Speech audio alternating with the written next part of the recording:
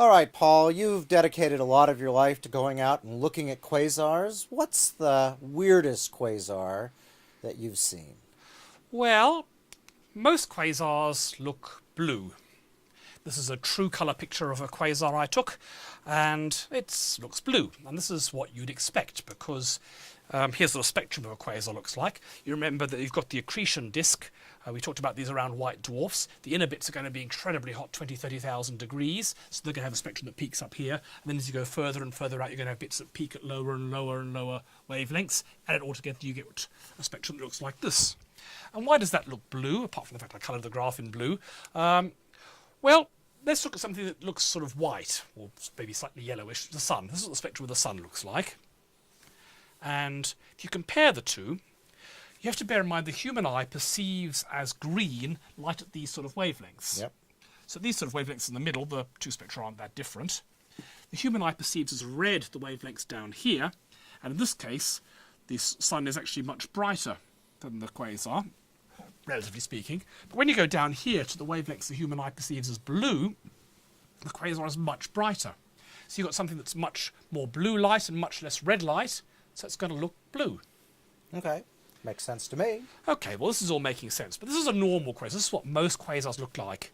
But if you search for quasars not in optical wavelengths, but say in gamma rays, or hard radio, or high frequency X-rays, or something like that, you find a lot of quasars that are this colour. So what color is that? I'm colorblind, Paul.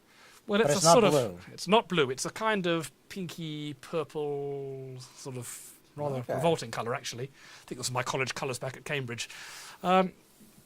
And you shouldn't get this from an accretion disk. Accretion disk should be very hot. As the gas swirls down the throat of the black hole, it should be 30,000 degrees.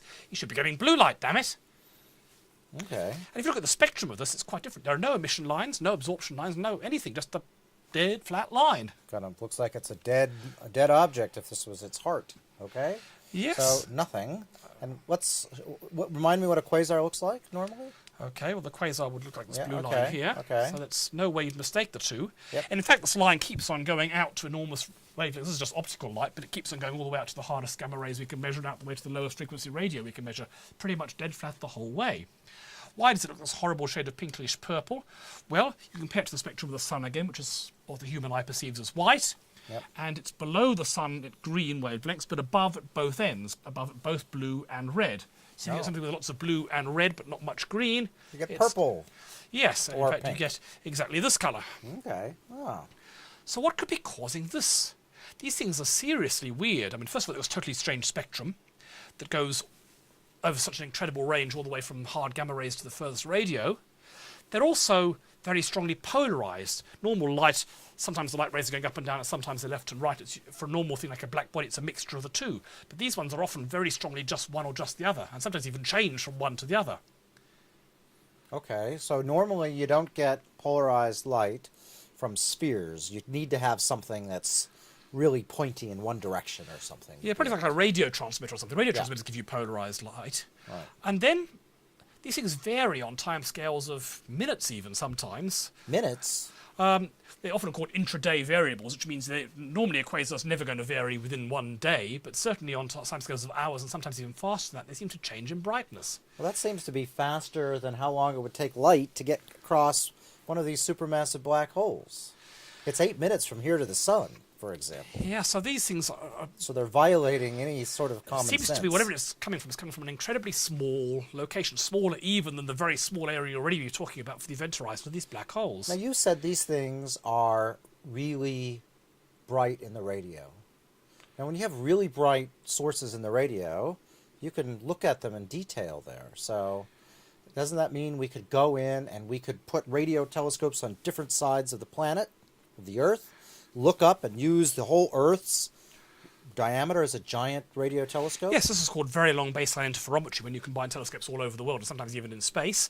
And if you use that, this is actually from the Hubble Space Telescope, but it was first discovered using those radio telescopes. You look right in at the centre of these things, what you can see is there's usually a bright blob, which we think is the centre, and then a bunch of blobs sort of making a one-sided jet. So we've talked, lots of these quasars have two-sided jets. These ones seem to have one-sided jets. They squirt stuff out in one direction only as far as we can see. And you can look at these lumps in the jet and you can actually see them moving out because of the superb resolution of these sorts of telescopes. So you see this blob is a certain distance from the centre here, and as time goes on, it's getting further away. These all moving out from the centre. And so these lines are showing what you would expect if something was moving at 6 times the speed of light. And that's the real puzzle. You can work out how fast these things are moving out, and they seem to be going considerably faster than light. Well, that would be a problem for what we've already talked about in this course, I would think. So perhaps we need to investigate this a bit further. Okay, so let's try and figure out how we measure these speeds and what could be wrong with this.